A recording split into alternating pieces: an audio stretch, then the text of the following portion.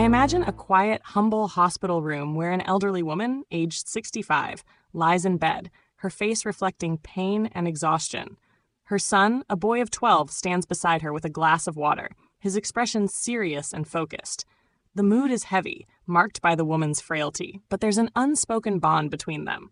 The boy's small hand reaches out to hers, his eyes full of responsibility beyond his years. He silently vows to be strong for her, as she had always been for him. The mother's eyes soften at the sight of her son's determination, and a wave of comfort washes over her, knowing that her legacy of love and care will live on in him. The moral is that even the youngest among us can carry the weight of love with dignity and strength, standing tall in times of need. Picture an emotional scene in a hospital room where an elderly mother, aged 70, is lying on her bed, clearly worn down by illness. Her grandson, a 13-year-old boy, walks in slowly, offering her a glass of water.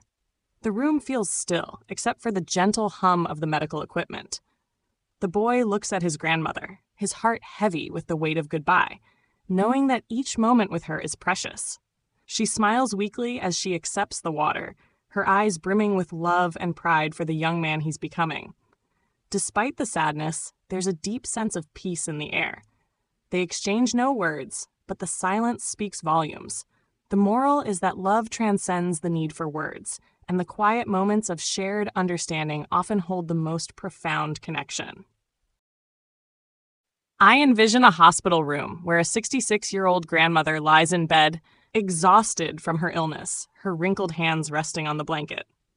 Her grandson, a boy of 11, quietly enters the room with a glass of water, carefully approaching her bedside.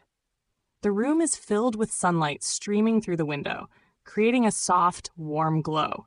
Yet there is a sense of vulnerability in the air. The boy hands her the water with care, watching as she sips slowly. Despite her weakness, she looks at him with gratitude, the bond between them unshaken.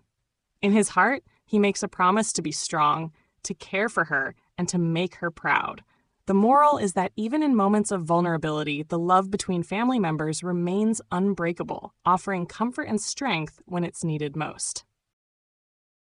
I perceive a small, dimly lit room where an elderly woman, aged 68, lies in bed, recovering from a long illness. Her grandson, a 12-year-old boy, sits beside her, offering her water with a look of quiet determination.